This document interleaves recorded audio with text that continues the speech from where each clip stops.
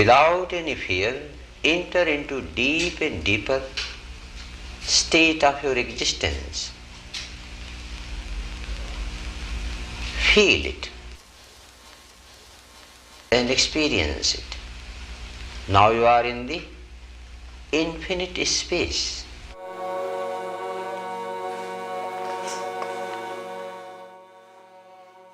This is Durga, and she is leading the evening fire ceremony at Sri Brahmananda Ashram, the Yoga Society of San Francisco.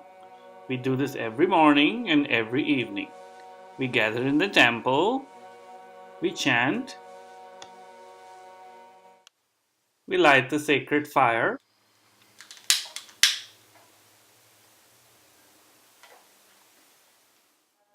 we make an offering to the fire,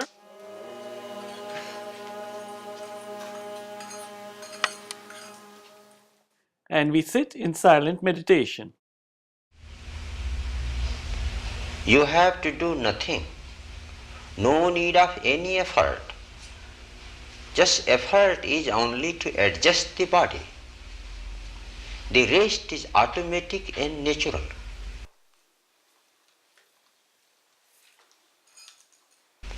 Once body is in tune, you have to do nothing further.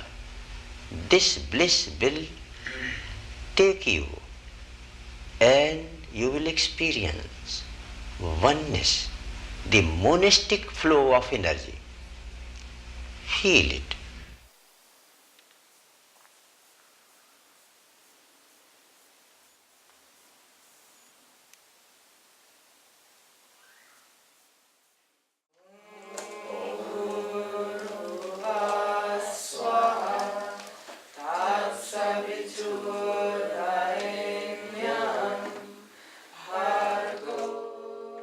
For more than 40 years, the fire ceremony has been held here every single day.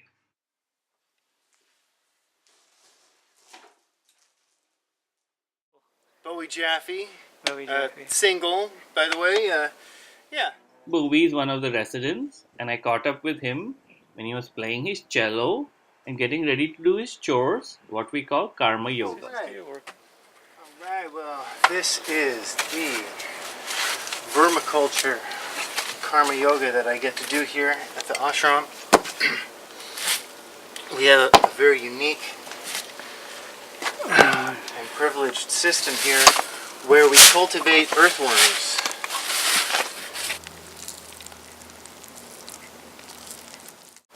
We put layers of compost into the system, one on top of the other, and then redistributing them week to week to make sure that the right levels of decomposition are getting to the right places. And if we do it right, we get worm proliferation at a very impressive rate. And lately we've had some really good results. Bowie is quite the philosopher. I asked him what the worms teach him about life. What has it taught me about life? Well, it's taught me that that life flourishes in the decay of life. There's a whole industry in survival that is made on the decay of things that were once alive. Funguses are an excellent example of this, and worms, in this case, are an excellent example of this. So what they do, what they've taught me is they are habitating and eating the decaying plant matter from previous generations of plants. Their excrement from having eaten these plants is the very highest quality fertilizer that you can possibly get your hands on. Mm-hmm. And that's what this system ultimately is for producing that fertilizer. Karma Yoga, it's supposed to have a very deep spiritual meaning. I am more of the orientation where I perceive it as a more practical meaning. When you walk into Brahmananda Ashram, you can see that people are doing karma yoga, are doing service every day. And there's a very palpable feeling uh, of vitality because of that.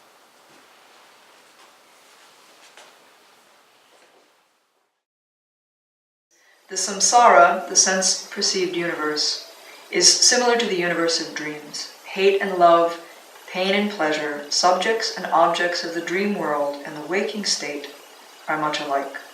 A dream is not realized as a dream so long as one is dreaming.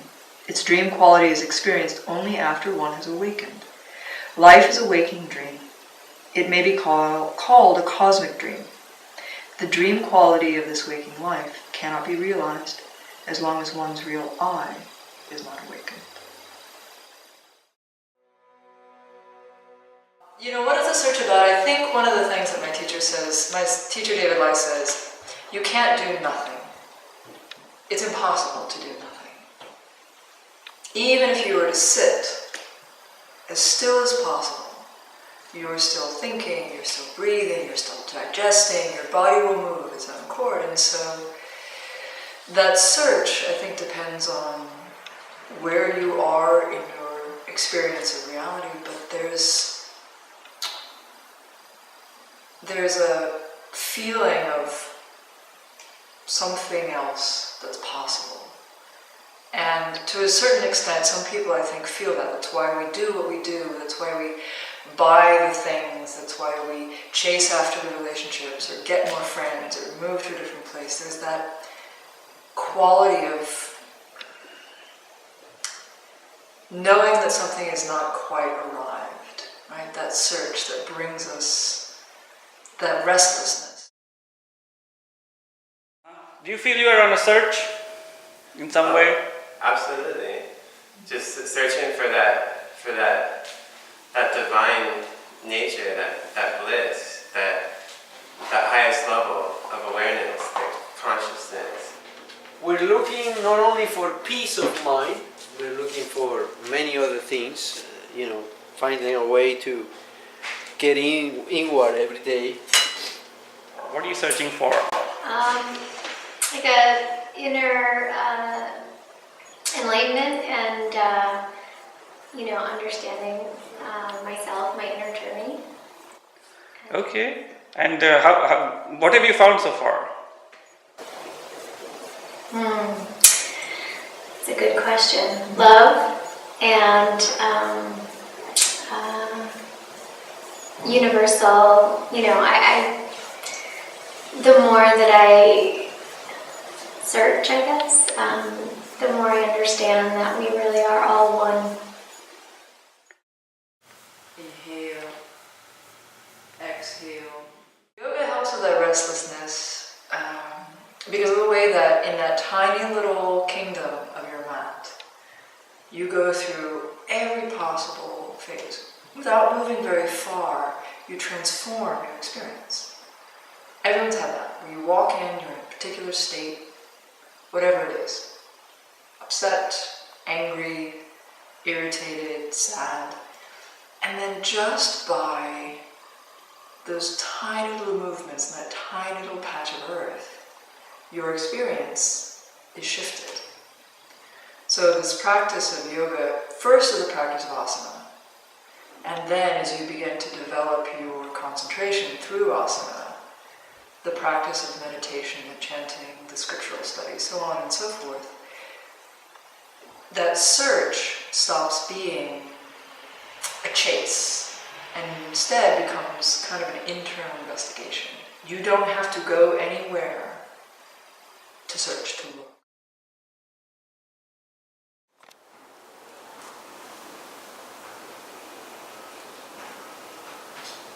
Can you tell us something about the recovery process?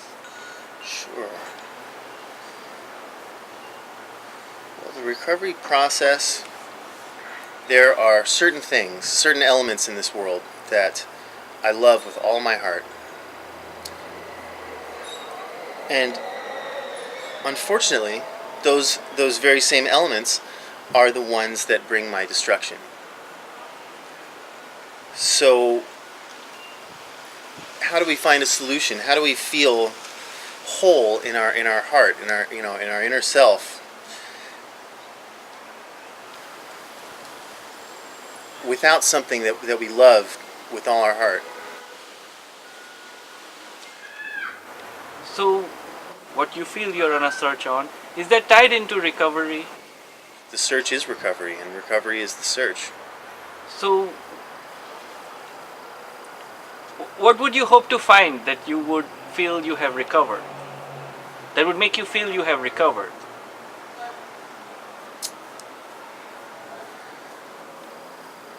I would hope to find a functional place in this world.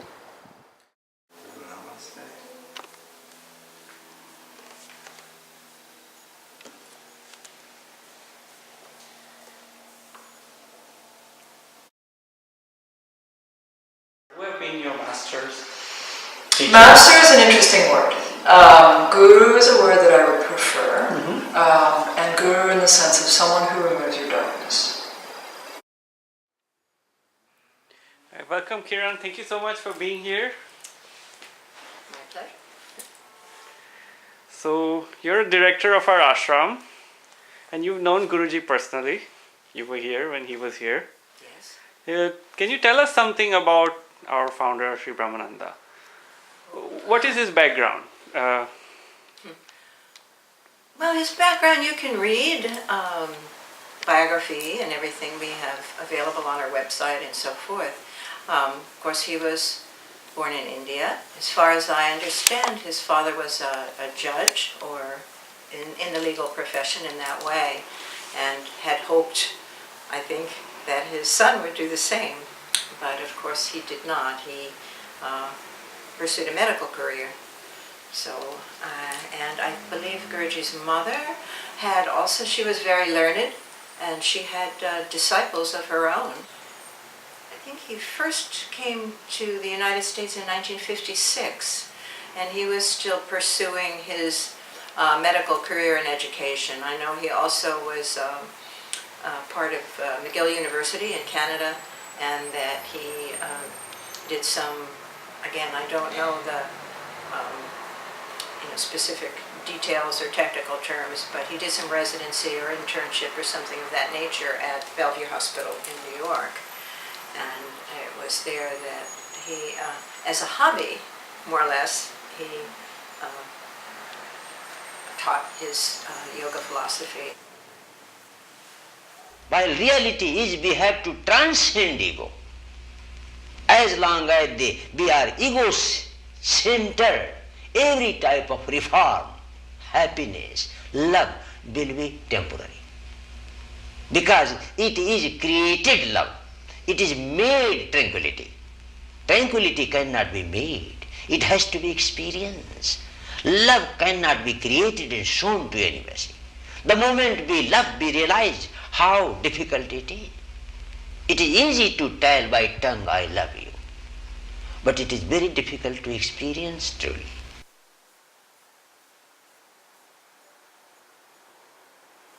When for the first time I saw him, I had such a powerful, visceral experience of like I stepped off a cliff.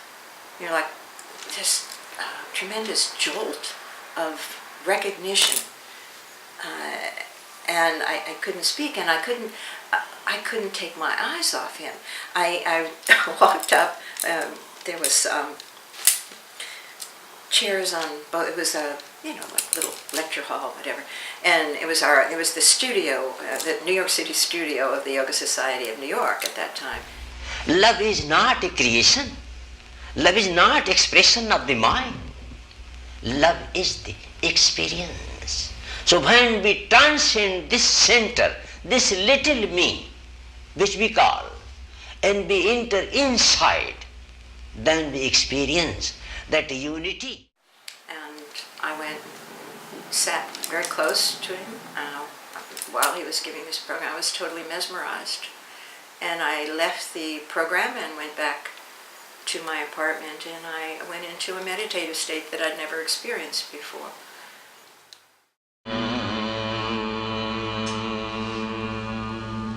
Vande Guru Pada, Vande Guru Pada. Gurupada Vande Gurupada Vande Gurupada Padma Paragam Padma Paragam Padma Paragam Padma Paragam Vande Gurupada Vande Gurupada Vande Gurupada Vande Gurupada Padma Paragam Padma Paragam Padma Paragam Padma Paragam Suruchi Suvasham Suruchi Suvasham Suruchi Suvasham Suruchi Suvasham Ati Anuragam Ati Anuragam Ati Anuragam Ati Anuragam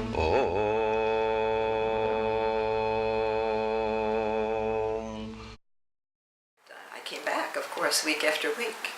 And then I finally went and spent some time at the ashram in upstate New York. And, I never left. After that first time, I never left, really. So it was just an extremely powerful reaction that created meditation in me that I never had before.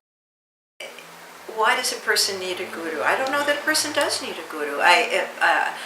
I only know that if you're fortunate enough to find one, you'll remember your whole life, and it's transformational.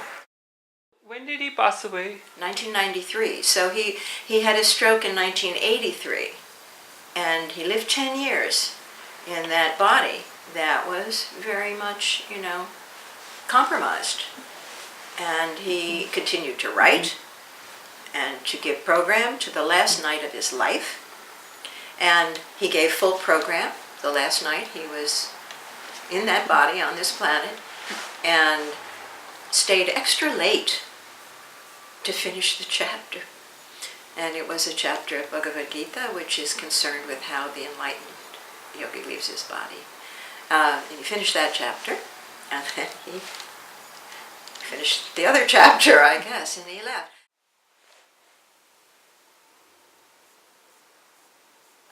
Those that had the profound experience, they're still here. We're still here. And we don't forget. And he comes, he visits in dream or, whatever. And it's very powerful. It's very powerful also. And then I'm very encouraged, very surprised, but very happily surprised that there are some people that have that kind of experience with him since he left his body. And we, some people will just have that profound kind of experience.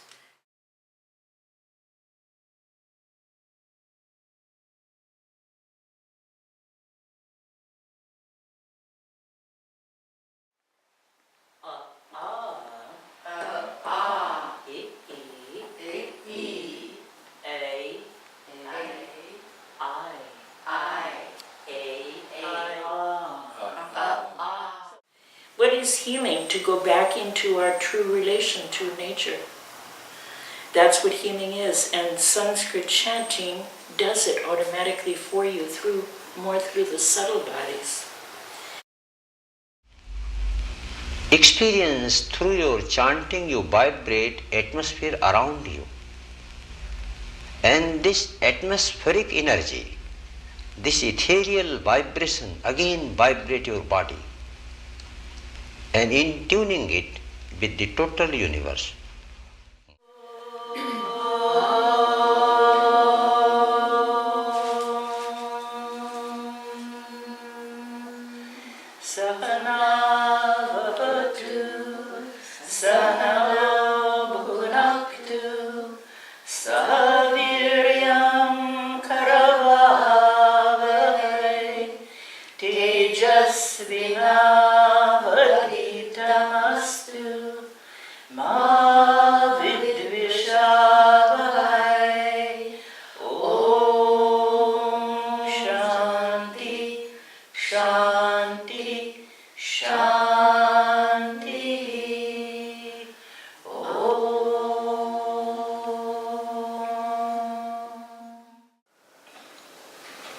I wanted to stop just for a moment and read something of Guruji's. And if you deny and you refuse to be happy, and if you decide to remain miserable, then please don't take Sanskrit. But if you want to be happy and to dance and enjoy everything and to be perfect in this world, then take Sanskrit. It is available.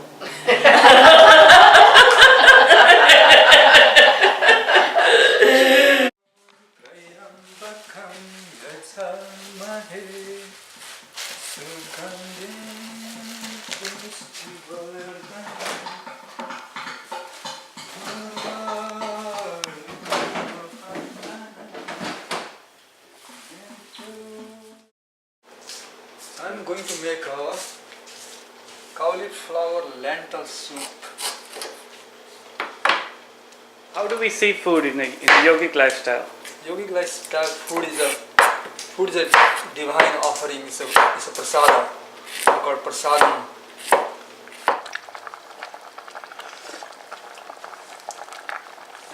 Everything is created from prana. Prana is like Shakti, divine force, conscious force in a manifested world. So the food, more it vibrates with the higher energy. So like dead food, some of the junk food, they have no prana. So the fresh and food made from love. So that's another important thing. Like not what you eat, but how you eat. If you are eating with an environment which is gloomy, sad, lot of negative talk, it's better to avoid or credits of this. Better invited by chanting, by devotion, by dedicating. So consider the kitchen where you make food should be sattvic in the sense. Like Gandhi used to say, like how you chop your vegetable, that determines whether you are in a loving space, non-violence, ahimsa or not. So you just should chop with the love.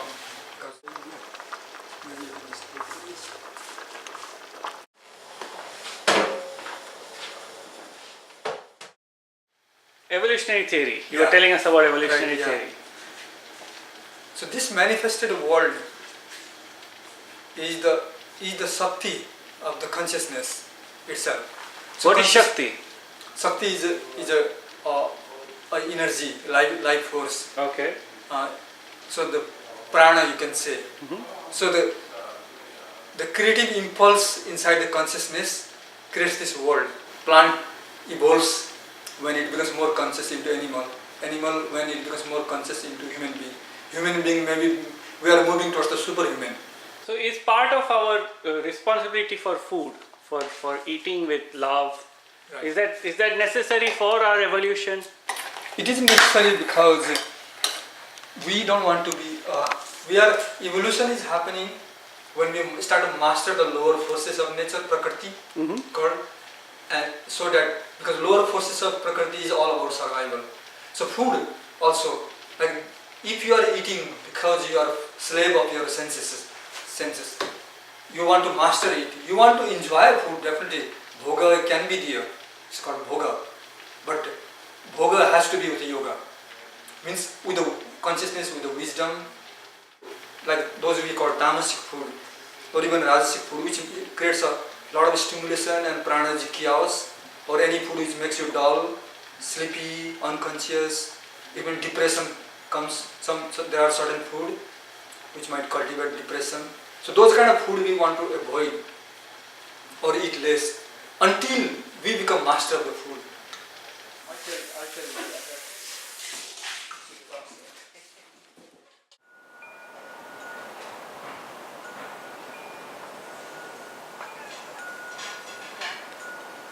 They asked, do you want to do gardening? And I said, sure. And they paired me up with an individual who was an original devotee of Brahmananda himself. And this individual has been a mentor, a motivational speaker, a teacher to me on many, many levels. And been just integral part of the transformation that I've undergone during the time that I've been here. So I said yes to the gardening job, and that led to a connection with an individual who very strongly impacted my life. And that's the kind of thing that we find happens here.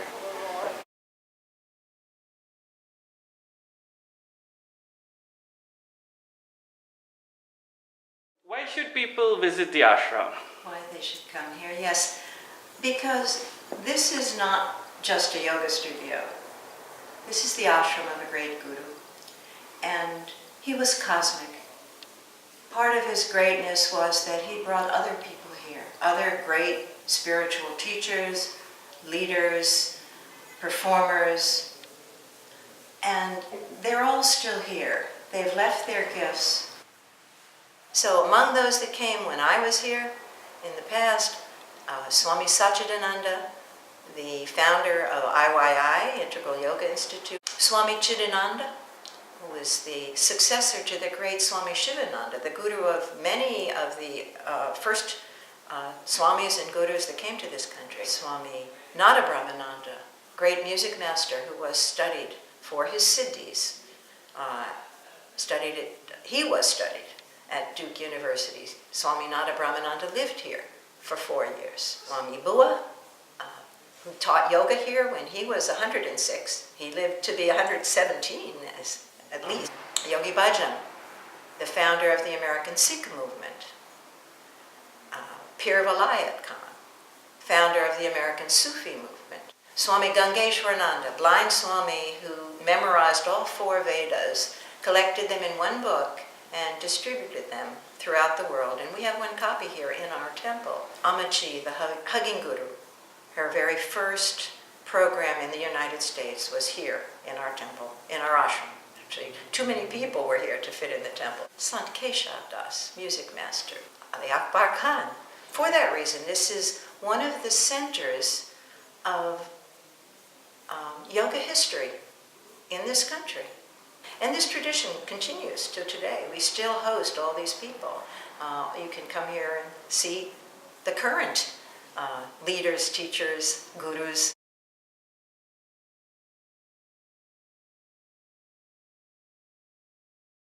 The last night of our Guruji's life, he was asked a question. He routinely took questions at the end of his programs, and someone said to him, if we're not the body and mind, which is what Guruji always said, we're not the body and mind. The student said, if we're not the body and mind, then why are we here? And Guruji said, you know you're not the body and mind. You know intellectually, but feeling is missing. That's why we're here. So that's why you come here, because you can feel it. You can feel it here. This is no ordinary place.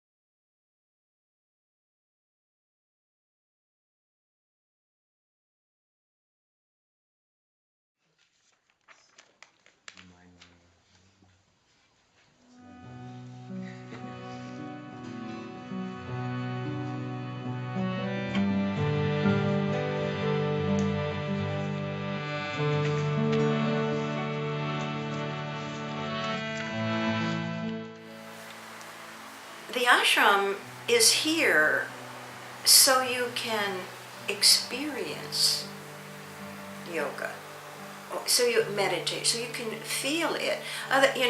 You can read about it, you can hear about it, you can study it, but you have to feel it, you have to experience it. When you are integrated, when you are truly lined up in mind, body, and spirit, your experience of reality transforms because you have shifted. You cannot help but to choose a different life when your pieces line up. And that's what the practice does. It lines you up.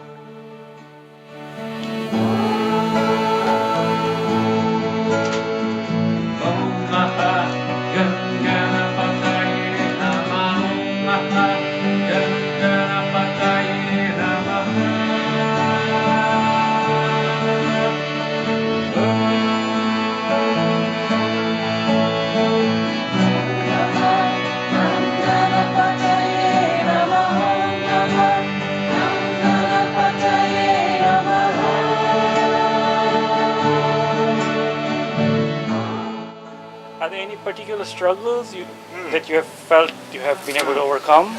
Sure. Well, in the context of what my gardener mentor has taught me, he taught me stay away from drugs and alcohol, damn it, because those chemicals damage the way that your brain works. I took that in. I said, yes, you're right, I got that. But then he said, equally damaging to the way that your brain works are unhealthy thoughts and unhealthy ideas.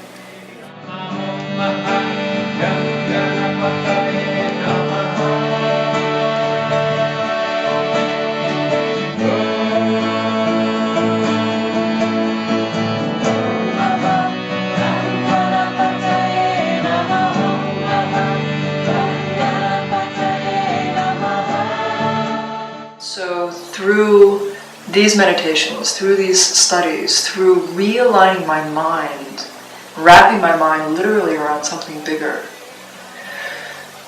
the fog, right? That fog that we get, that spin, that misunderstanding, that misknowing, right? Avidya. It's gotten less. It's not gone away. For what is there, this tradition is so rich, so vast. And the personal healing that I've gotten from just touching into it and to that sound current, that nada, that is like the basis of the Sanskrit. That to me is the path, of the sound. So Sanskrit leads us right into that pure light. And I'm very grateful that I came into my life,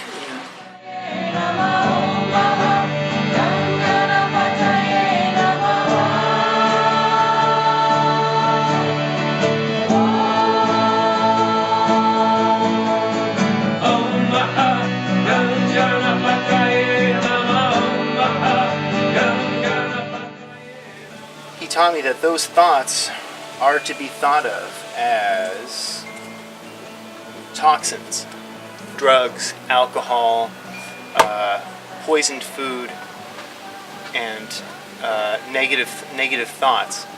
And it really hit me as plain and simple truth. And ever since then, I've taken my thoughts. I've been that much more conscious about what I think and what effects it might be having on my mind. And that's just part of the transformation that I've gone to while I was here. Pretty cool. Yeah.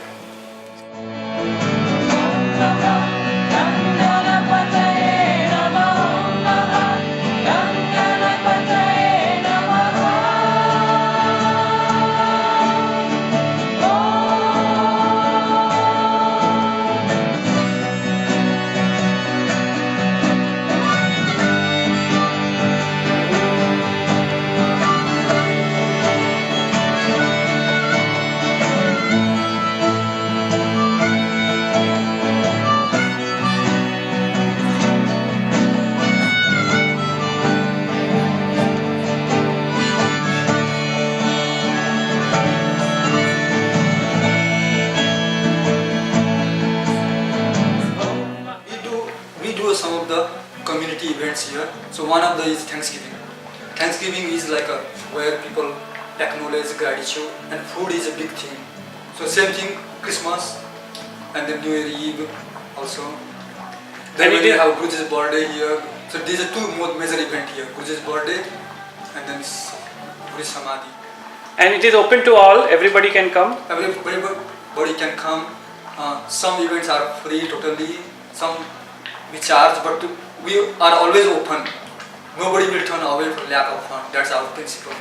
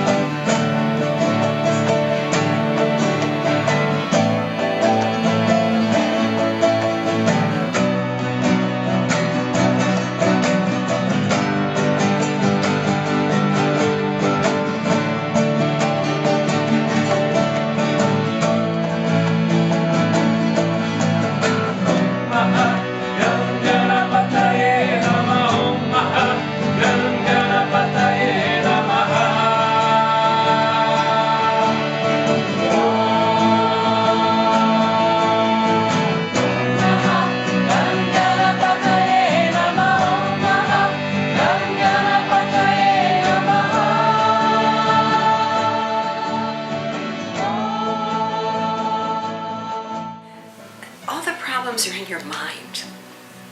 And whatever can take you out of there, then something can come in that is what we're all looking for.